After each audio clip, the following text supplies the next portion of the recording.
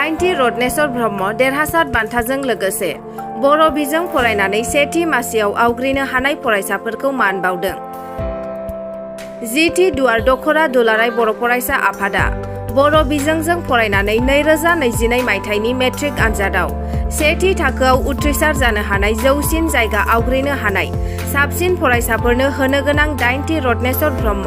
देरहासार बान्थानि बान्था राननाय आरो मान बावनाय हाबाफारिखौ चिरां जिल्लानि सिङाव थानाय खुंग्रिं गोजौ फरायसालि खुंग्रिंआव खुंफुंनाय जायो। बे हाबाफारियाव आलासि नुजाथिफैदों दिनेश ब्रह्म, मिरु दुलाराय बर' फरायसा आफादनि लोगो गाहाय नेहाथारि,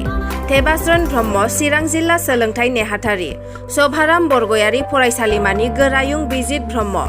14 नं चिरांदुवार इउपिपिएल ब्लकनि आफादगिरि बिरदाव मोसाहारि, बेजों लोगोसे गोबां आलासिफोरा नुजाथिफैदों।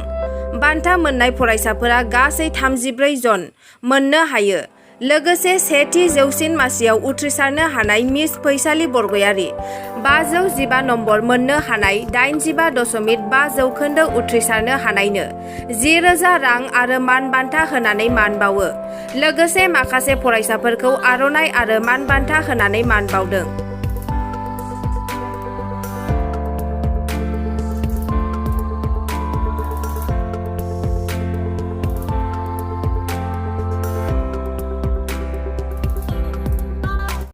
दिनै चिरां जिल्लानि मोनसे माने गोग्गोम दखरा जिथि दखरा एबसु बिथांमोना 2022 मायथाइयाव बर' बिजोंजों फरायनानै मेट्रिक पास जानाय सा 46 फरायसा बिथांमोनखौ बरायदों आरो बिथांमोना 9थि रत्नेश्वर ब्रह्म गोसोखां बान्था बिथांमोना बावदों आरो मोनसे मोजां हाबाफारिनि गेजेरजों बिथांमोना गासै 46 फरायसाफोरखौ 9थि रत्नेश्वर ब्रह्म गोसोखां बान्थाखौ बावदों आरो बे हाबाफारियाव बाहागो लानो मोननानै आं बिराद गोजोननाय मोनदों। दुलाराय बर' फरायसा आफादा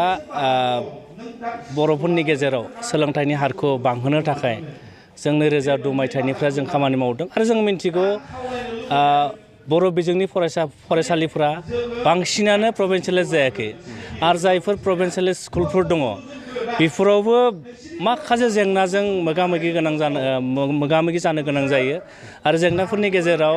जों मिथिनायाव जायफोर हाइ स्कुल दङ प्रभिन्सियेलाइज हाइ स्कुल बेवहाय मेथ्स टिचार गैया, साइन्स टिचार गैया, इंराजि टिचार गैया आरो बिनि थाखायनो दुलाराय बर' फरायसा आफादा जोङो बैफोर प्रभिन्सियेलाइज हाइ स्कुलफोराव थोजासे बिबांनि फोरोंगिरि नांगौ होननानै जोङो आसाम सरकारखौ खावलायबोदों आरो 2020 मायथाइनि 27 जानुवारि जे बिटिआर सुक्ति जाबाय बेयावबो 6.3 मोनसे दफा मोनबोदों आरो बे दफायाव रोखा रोखा लिरनाय दङ जे बर' बिजोंनि एलपि स्कुलनिफ्राय लानानै हाइ स्कुलसिम जायफोर स्कुला दाबो प्रभिन्सियेलाइज जायाखै बेफोर स्कुल प्रभिन्सियेलाइज जानांगौ होननानै रोखा रोखा लिरनाय दङ आरो बे 6.3 दफाखौ मावफुंनो थाखायनो बेखौ मोगथाङाव जाफुंहोनो थाखायनो दुलाराय बर' फरायसा आफादखौ जों खावलायदों आरो सम सम जायफोर प्रभिन्सियेलाइज स्कुलफोर दङ एलपिआनो होन एमइआनो होन हाइ स्कुलानो होन बेफोराव लांदां जानाय मासिखौ थाबैनो सुफुंनांगौ होननानै दाख्लैबो जोङो 24 जुनाव आसामनि शिक्षा मन्त्रि सोलोंथाइ बिफाननि मन्त्रि डक्टर रनेश पेगुजों दुलाराय बर' फरायसा आफाद आरो बर' थुनलाइ आफादजों जों सावरायखांबाय आरो जोङो माखासे दाबिफोर होदों बे दाबिफोरनि गेजेराव जायफोर लांदां जानानै दङ मासिफोर दङ बेखौ थाबैनो सुफुंनांगौ होननानै बिथांमोनखौ जों खावलायदों आरो बिथांमोनाबो थाबैनो टेट एग्जाम होनायनि गेजेरजों बर' बिजोंनि फरायसालिफोराव फोरोंगिरि थिसनगोन होननानै बिथांमोना खोथा होदों आरो जों दुलाराय बर' फरायसा आफादा मोनसे थांखि लादों जे जोंहा गुदिया थिग जाब्लासो मोजां जाब्लासो जोंनि हाइ स्कुलाव मोजां जागोन। ओंखायनो दुलाराय बर' फरायसा आफादा 2021 मायथाइयाव जों मोनसे मावथांखि फोसावदोंमोन। बे मावथांखिया जाहैबाय आदब आरो गुन गोनां सोलोंथाइनि मावथांखि। बेनि थाखाय जोङो जायफोर बर' बिजोंनि गुदि फरायसालिफोर दङ जायफोर फरायसालिफोराव 30निबो बांसिन फरायसाफोर दङ बै फरायसालिफोराव नाथाय सासेल' फोरोंगिरि दङ। ओंखायनो बे 30निबो बांसिन थानाय फरायसाफोरखौ फोरोंनो थाखाय जोङो दुलाराय बर' फरायसा आफादनिफ्रायनो जों बेसेन नाङै जों फोरोंगिरि थिसनबाय थादों। दासिम जोङो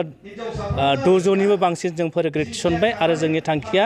1000 जेब्लासिम 1000आ जोङो आबुं जाया बै सम जोङो 1000 फोरोंगिरिखौ थिसननो थाखाय खामानि मावबाय थागोन आरो जोङो बर' बिजोंनि फरायसाफोरखौ गुन गोनां सोलोंथाइ होनो थाखाय दुलाराय बर' फरायसा आफादा अरायबो खामानि मावलांबाय थागोन। Thank you. दिनै जोङो 8थि रत्नेस्वर ब्रह्म देरहासार बान्था बेखौ जोङो होदों मेट्रिक माने फार्स्ट डिभिजन पास जानाय फरायसाफोरखौ जोङो बरायदों। दा बे हाबाफारियाव जोंहा जोंनि ओनसोलनि फरायसाफोरखौ लानानै जोंनि बे ओनसोलनि स्कुलाव फरायनाय फरायसाफोरखौ जोङो मोनसे सांग्रांथि होनायनि असिलाजों आरो मोनसे बादायनाय बे मोनसे साननाया फैथों बे मिजिंखौ लानानै जिहेथु मुगाया बादायलु मुगा ओंखायनो बादायनाया बयनिबो गोसोआव जायगा मोनथों बेखौ मिजिंथिनानै दिनै जों देरहासार बान्थाखौ होयो। जिहेथु बेवहाय जोङो माखासे सोलोंथाइनि बाथ्रा रायलायनो होननानै जोङो हाबाफारिखौ लादों आरो बेवहाय जोंहा आलासि मोननो हादों दुलाराय बर' फरायसा आफादनि लोगो गाहाय नेहाथारि दिनेश ब्रह्म सारखौ आरो बिथांनि जे बिबुंथि बिनि गेजेरजों जोंनि फरायसाफ्राबो निस्सय माने बिथांमोनहा हमदांनो हादों बा सोलायनाय फैगोन जों मिजिंथिदों आरो इयुनाव जोङो बे ओनसोलनि सोलोंथाइनि थासारि बेखौ गोजोङै खालामलांनो थाखाय बे ओनसोलनि रायजो राजा आरो फरायसा आरो लोगोसे फोरोंगिरि बिथांमोनखौ बा जों गासै समाज नाङैनो जोङो खामानि मावनांगोन आरो जौगानाय फारसे बयबो गोसो होनानै माने खामानि मावनांगोन। गावबागाव बिबानखौ गावबागाव लानांगोन। फरायसाफ्रा फरायनायनि बिबान, फोरोंगिरिफ्रा फोरोंनायनि बिबान, गारजेनफ्रा गारजेननि बिबान आरो समाजा समाजनि बिबानखौ लानानै सोलोंथाइनि मानदान्दाखौ जों बारायहोनो हागोन बे मिजिंखौ थिदों आरो आं खावलायहरदों जिथि दुवार दख'रा दुलाराय बर' फरायसा आफादनिफ्राय जाहाथे सोलोंथाइखौ बयबो मान होनानै बयबो बिनि थाखाय सांग्रां जायो। आं बेखिनिखौ खावलायहरदों। Thank you.